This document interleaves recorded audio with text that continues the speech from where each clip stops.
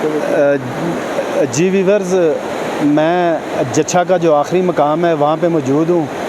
तो यहाँ के एक मकामी दोस्त हैं, उनसे गुफ्तगू करते हैं कि वो लोग यहाँ पे किस तरह गुजारा करते हैं और ये इतना दुश्वार गुजार रास्ता है तो कैसे इस जगह तक पहुँचते हैं। तो यहाँ की जो मादरी ज़ुबान है उसमें हम बात करते हैं हिंदकों में। तो आइए चलिए उनसे गुफ्तगू करते हैं। अस्सलाम वालेकुम जी। वालेकुम अस्सलाम। क्या हाल है जी? खैर है? अल्लाह शुक्र है जी, तुसी सुनाओ ठीक हो? खैर अल्हम्दुलिल्लाह जी। अपना नाम दसो जी। मड़ा जी शफकत स्वाति ना है, मेरा मुकामी रहने वाला जैसे दा ते इस तो अच्छी मुकामी रहने वाले हैं जी जी। शफकत भाई तुसी दसो कि इत्थे कितनियां मुश्किलात हैं लोगों को या जरिए माश लोगों का क्या है? इतना दुश्वार राह है, असी पहुँचे हैं, ये पुल है, लकड़ी का पुल है। कुछ दसो कि तुसी लोग खुश हो इस बिच की कोई परेशानियां हैं तुसां को?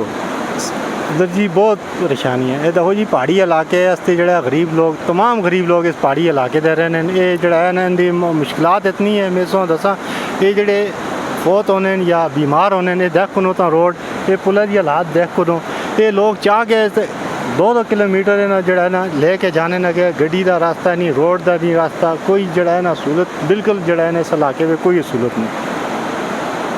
तुसी क्या आते हो क्या होना चाहिए इस इलाके में जी? ये गवर्नमेंट जी आई थी है, मौजूदा गवर्नमेंट भी है, जी पहले गवर्नमेंट भी रही है, इन्हों को चाहिए जी ये अवाम ना ताउन करे, चाहे नून है, चाहे पीपल पार्टी है, चाहे PTI की हुकूमत है, इन्हों को मिल के जो है सियासत खाली नहीं करनी।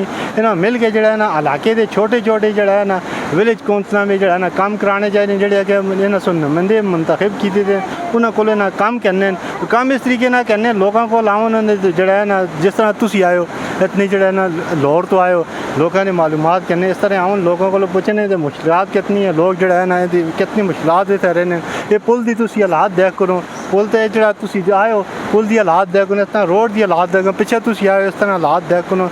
तमाम MP है मने जितनी भी हैं लोकल गवर्नमेंट है, तमाम जो है पैसे खा रहे हैं। अगर ये रोड बनजुल है जी जी तो तुसी क्या सो इस एरिए वास्ते कितनी आसानी या कितना फ़ायदा हो सी इस एरिए को? इस एरिए वास्ते भी टूरिस्ट के लिए भी जो है ना जी बहुत आसानी हो जो सी। देखो तुम आए पैदल आए, गड्डी की मुश्किलात है, बारिश हुई रोड दिन उस तो बाद जो है ना इस अगर इलाके में ये चीज़ा बन चलो, ये देखो टूरिस्ट उधर बैठे थे, कोई उधर बैठे, रोड का मसला है, कोई आगे पीछे जा नहीं सकते तो वापस हो जुलते। अगर रोड बन जुले तो इतने लोगों की बहुत सारी मुश्किलात हासिल हो जाती और जो है ना लोग दुआओं ही दसने तो तुस MPA केड़ गए थे था? अस तो MPA सरदार साहब है, लेकिन सरदार साहब 30 सालों तो इतने लोग जो है ना इलाके में उसको भी वोट देने, लेकिन उस भी जो है ना बदकिस्मती ये काम नहीं करा लगे। उस तो बाद साले मोहम्मद आया बदकिस्मती ने उस भी काम नहीं करा लगे। दूसरा पहले जो है ना रेन बड़े इधर वो आया वजी खान आया, थोड़े बहुत उससे काम हुए, वो गवर्नमेंट PTI दिया सी, मरकज़ नून की हुकूमत आ सी, थोड़े बहुत उस काम कराएं, लेकिन उस तो बाद साले मोहम्मद सुन है कि काम कराया है आपने सुन एक पुल दे पुल भी सही नहीं है, तुम देख को वो भी जो है ना वैसे ही जो है ना ऐसा लाड़ी पाप दे के लोगों को वापस चला गया। कोई इसकी जो है तवज्जो नहीं दे रहा। सारे PTI के तमाम जो है ना इस टाइम ब्लैकमेलर इकट्ठे हुए हैं, PTI भी नून भी इसी तरह जो है ना हर पार्टी पे बंदे हैं वो ख़रीदने वाला सिस्टम है। सरदार साहब शरीफ आदमी था, लेकिन उस इलाके पे काम कोई नहीं करा सके। बहुत शुक्रिया जी, मेहरबानी सर, बहुत शुक्रिया। तुसां दोस्तां दी गुफ्तगू सुनी।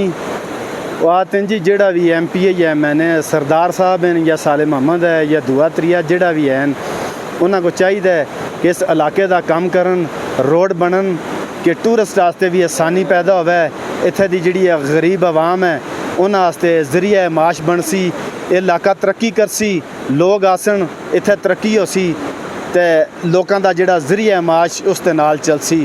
ते जच्छा मुंडा गुच्छा तो तुसी अस्ते नाल रहना है, पूरे जुलना नहीं।